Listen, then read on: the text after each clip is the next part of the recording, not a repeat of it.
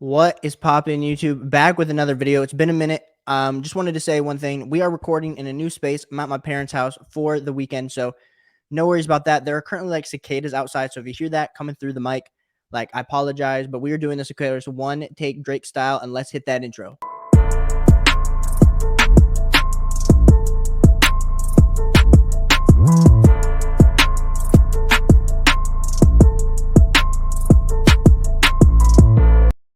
So shout out to Heavy Hitter Rob for wanting to get a little bit of my top 5 rookie running back rankings for this season. And we're going to do this a little bit reverse. So my number 5 rookie running back for this season of 2022 fantasy football is going to be Brian Robinson. Brian Robinson is absolutely destroying it right now at the Washington Commanders camp. Now, there's a few things that you have to consider when you're looking at these rookie running backs. Of course, we know the profiles, we know the draft capital, and we also have to know the competition and the ability to see touches. So right now, of course, Antonio Gibson is absolutely getting roasted on Twitter in both fantasy and dynasty leagues because there's a good chance that he's not going to beat out Brian Robinson. Now, I am an Antonio Gibson truther, so I think that's actually going to be a really good thing because Antonio Gibson, if you look at his profile when he was at Memphis, was supposed to be used as a wide receiver, as kind of like almost like a Cordell Patterson, Deebo Samuel type role. And so I think that's what they're going to be trying to do a little bit more with Antonio Gibson this year, which leaves a lot of extra touches here for Brian Robinson. Brian Robinson, of course, 5'11", 228, age 23, comes from the good old Alabama. And I think we have to remember when we're looking at Brian Robinson, he wasn't like an elite level prospect coming out of Alabama, stayed until his senior year, and that is why he's age 23.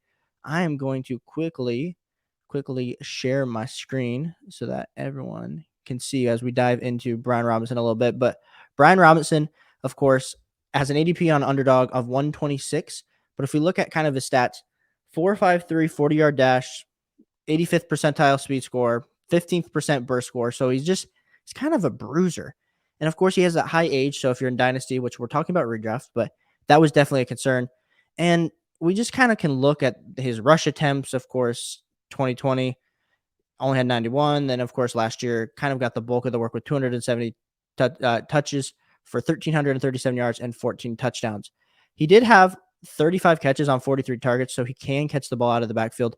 So we can definitely understand why they might be a little bit excited for Brian Robinson. And I just have him. I just think there's nothing really special about him, but he might get the volume this year. And so that is why I have him as my running back 4. I think it's sometimes hard to look at Brian Robinson and think, oh, he's just going to absolutely destroy Antonio Gibson. We've seen Antonio Gibson put up like almost 2 top 12 seasons. A lot of that has just been due to my good friend Logan was talking a little bit about this and how it's just because of injuries that happened at the running back position, like Antonio Gibson probably is a high-end RB2. And so no reason to think that Brian Robinson can't come in, take some of the work, and go from there. My RB4 is going to be Damien Pierce. Now, Damien Pierce is absolutely killing it on Twitter, in the hearts of fantasy owners, in the hearts of Texans fans, and just everyone is saying second coming to Barry Sanders. Now let's pump the brakes. Damien Pierce he's a 4th round running back. I don't care how much you like the profile on Damien Pierce. He's a 4th round running back. Well, Caleb, in my brief time watching film and watching the highlight tape, I really love his highlights at Florida. Like, okay, I hear you on that. Cool. Maybe he looked good while he was playing at Florida. Like, there's a lot of running backs that look good in college but can't produce at the NFL level. And, oh, Caleb, he was injured while he was at college. Like, maybe he didn't get a fair shot. I don't know. It's just hard for me to put Damien Pierce higher than RB4 on my list just based on the proven production on the 4th round rookie picks never really hitting. And so if we want to jump in, of course, back into player profiler, we will see that Damien Pierce best compared to Chris Carson, 5'10", 224. Now, if you watch him play in any of the preseason games, you would say, yes, he has a good burst, even though his burst score didn't show. He does have a upper tier speed score. He just looked like he kind of had it all together. But if we look at what he did when he was at Florida, I mean, this last year, he had 100 rush attempts. So same kind of for 2020 to 2021. So he's only had 100 rush attempts in 12 and 13 games, 500 yards rushing each of those seasons. And then, of course, had tons of touchdowns last year, had 16 total touchdowns and 20 targets, 19 catches. So he caught almost all the balls thrown to him for 216 yards.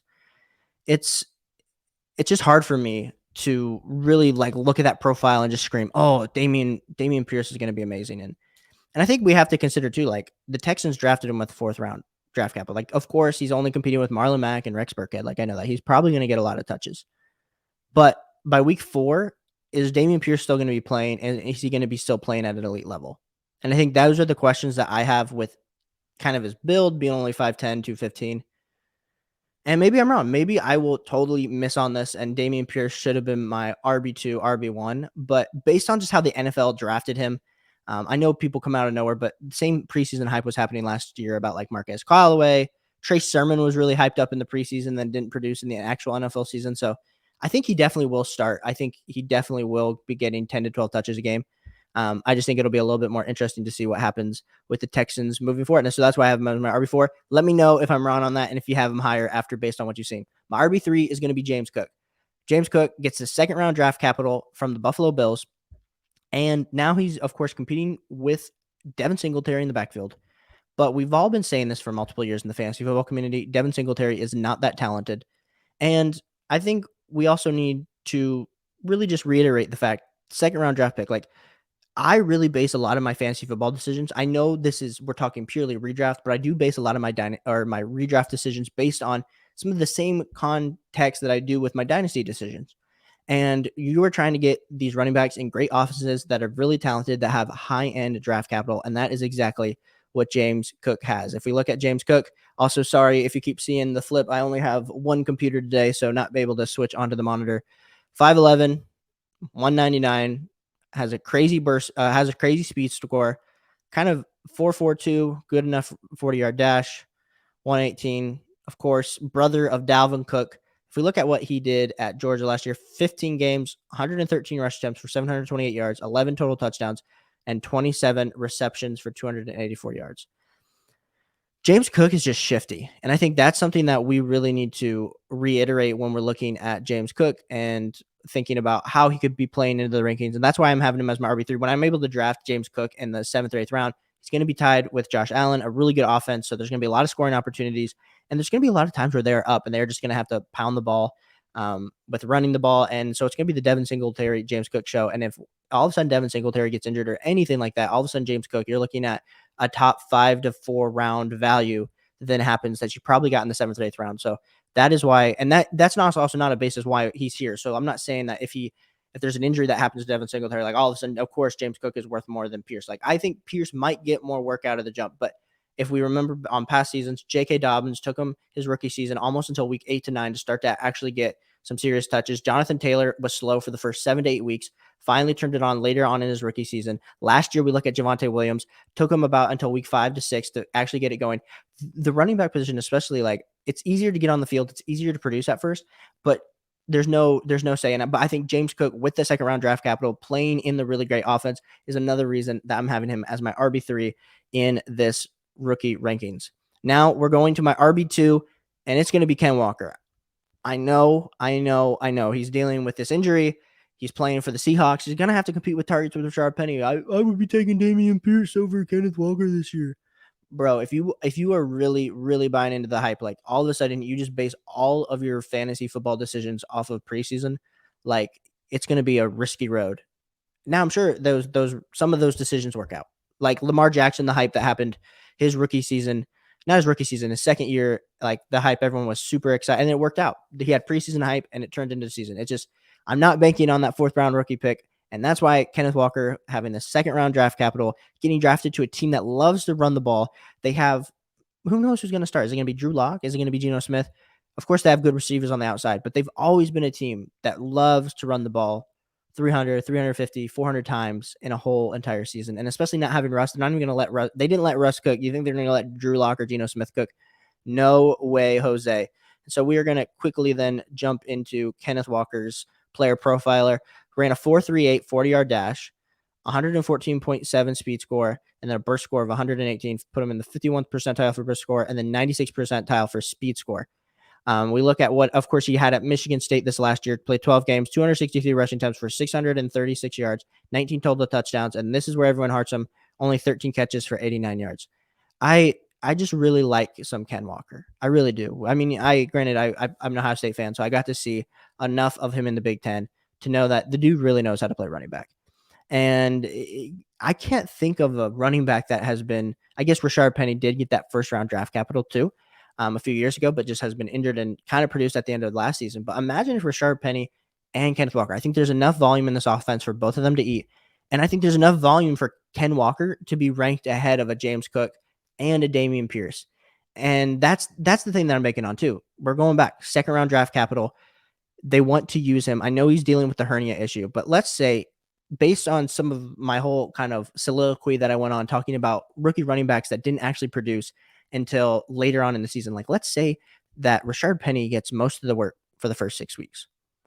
But then all of a sudden, Ken Walker really starts to come on. All of a sudden, his split shares are more like 55, 60%. Rashard Penny gets down to like 40%. I'm still taking that value. I'm still taking 60% of the rushing attempts with Ken Walker over maybe 75 to 80% of those touches with Damien Pierce. Maybe this is just a Damien Pierce hate episode.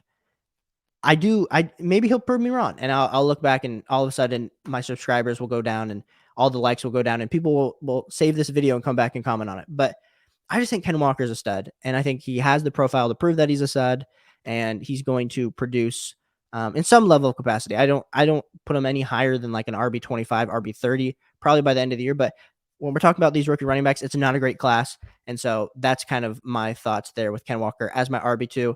And no surprise, my RB1 is going to be Breece Hall. There's this crazy report going out that Michael Carter is going to be the starter for the New York Jets. And everyone's like, oh, Grab, you gotta, let's do it. Do it for me, please. Push Breece Hall down the board so I can draft him in the late 4th, early 5th. I dare you. Let me take, I will take the Breece Hall off your hands. Breece Hall has all the upside, the same exact upside that we in the dynasty community have been pushing after he had the crazy 40 time, the crazy whole NFL combine. That is the same exact player that Breece Hall is. Granted, Zach Wilson gets hurt, and now we're worried that he's not going to be able to beat out Michael Carter before the season. Michael Carter's been in an NFL program for a whole year. But what did Michael Carter do last year? A whole lot of nothing. Michael Carter was like a low-end RB2, high-end RB3. And we're thinking that Breece Hall, who was drafted in the early second round, will not end up taking the field. This reminds me exactly of the same argument, except it was different because Marlon Mack was different. But the same argument that people were having, oh, well, Marlon Mack's there, and I just don't think Jonathan Taylor is going to be able to get enough of the work to really make it worth my draft pick. You were drafting Jonathan Taylor that year in the 6th round. And that was great value. Especially if you got him as your RB3, you could even potentially get him as your RB4 if we're doing like a super robust RB build. But imagine if you get Breece Hall as your RB2. Like let's say for instance, you draft late first, you get Najee Harris. You then come back around and you get someone like a Devontae Adams, Stephon Diggs. You then 3rd round comes. Maybe you draft another receiver. Maybe you go T. Higgins, Keenan Allen. Someone like that falls there. Or maybe someone falls like an A.J. Brown. I doubt it, but just giving hypotheticals. 4th round comes. All of a sudden, you are drafting Breece Hall, and I'm feeling really good about the upside of that team. So Breece Hall, my RB1. We'll jump here quickly into player profiler just for me to prove my case to you guys. But here we go.